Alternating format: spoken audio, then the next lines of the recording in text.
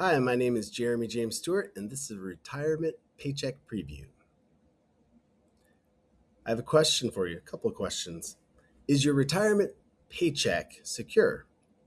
How will the impact of a potential income gap, rising inflation, and future taxes affect the money you have that should be coming in for you in retirement? Hopefully, you have some retirement accounts, you're saving money, you're doing all the right things, putting the money away for yourself, sacrificing today for tomorrow a little bit. And you may know your account balances. Hopefully, you know where your money is being invested and being saved. That being said, there's something called the iceberg illusion. At least that's what I'm calling this. And that is looking at your account balances and seeing the money go up and down, and it's growing, and you have this big mountain, and you're like looking towards the finish line thinking, all right, if I can just get enough money, then I'll be good. But the real question is, underneath the surface, how much income are you going to get on a monthly basis from what you're saving, and will your money last? So retirement isn't about how much you saved. It's about how much income your money can generate and what your future paycheck's going to be. So, you have your working income, retirement, it's way in the future. Hopefully, you got plenty of time. Maybe you have less time, but you have to replace your working income somehow.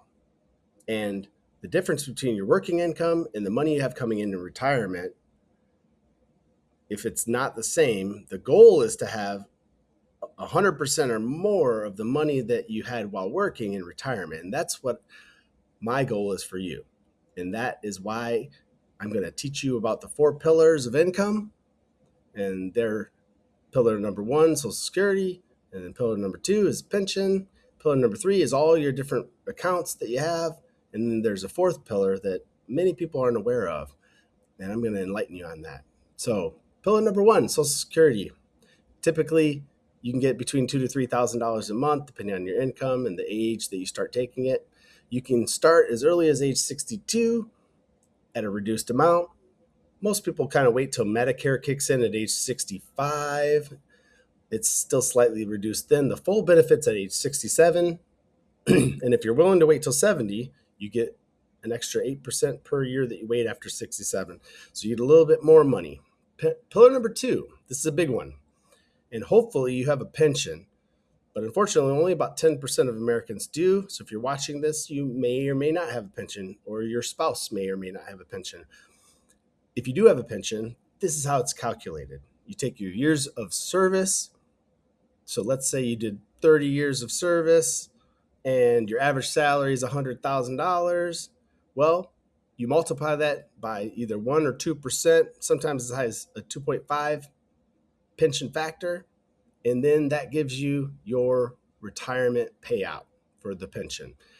Both pension and Social Security are guaranteed money that comes in, that's provided by the state, by the federal government. It's set up, it's predictable, and it will have a cost of living increase.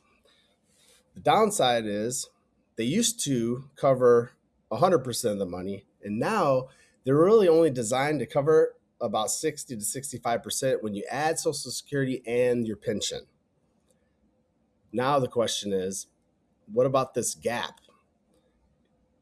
If it's only giving you 60 to 65%, if you were used to living on 100,000, can you live on 60 or 65,000?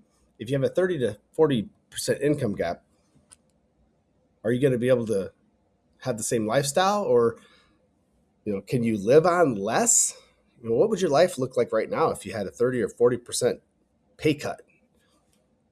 Most people that end up with the income gap, they decide to keep working, work longer. If you work longer in the pension system, it'll pay out more. Social Security will give you more. So you may have to keep on working until you can hopefully get to a point where you have enough coming in. The other option is to save more wisely now.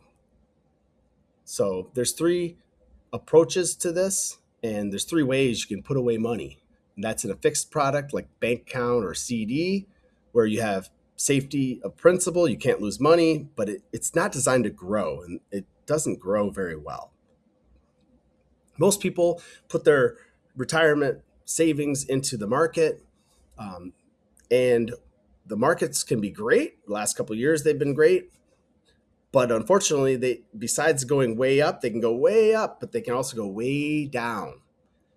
And that can kill your retirement plans. There is a third option called the indexed approach, and that gives you the best of both worlds. It's in the middle ground, which basically, just like a fixed account, you have safety of principal. You can never lose money in your indexed account, but when the markets go up, your money will go up with that index. So what you give up is you don't get to keep all the gains. So there's either some kind of a cap or limitation, but you get to keep most of the gains. But the benefit is your money can never go down. So how that works, your money, let's say it's in an index, the S&P 500, for example, and this has averaged about 10, 11, 12% over the last 60 years, this index. So it's a good index. You have your money in your account, the market goes up, say it goes up 15%, you get a 15% interest credit. Now the next year, let's say that market goes down. Well, you don't lose anything. You keep right that you get the keep that 15% gain you had. So if you had 100,000 in there, now you got 115,000. The worst case is no gain that year. As opposed to everyone else that has money in the markets, they're all, they just lost 15, 20%. So when the markets go up, your money goes up, but when the markets go down, you don't lose anything in the gain in the down years. So that is an index strategy. There's three ways that your money is also taxed. And that's either taxed now or taxed forever. That's like a paycheck. You get taxed when you earn the money. When you put money in the bank, if it grows, you get taxed. If you have a brokerage account, you buy, you sell stocks, you pay your taxes every year. Now, in qualified plans, you can put away money, IRA, 401k, 403b, 457, deferred comp. The money will go in, and you get a deduction today. So you're not paying taxes on the money today. You're not paying taxes along the way, as long as you follow the rules. And when you access the money, you will pay 100% of the taxes. The third option is a tax advantage plan. These are your Roth IRAs, 7702 plans. And with a tax advantage plan, you pay your taxes today, just like your paycheck. The money goes into your savings vehicle as cash, and then it grows tax deferred. So you're not paying taxes every year. So that it will grow without any taxes taken out. And as long as you follow the IRS guidelines, you can access all the money income tax free as well.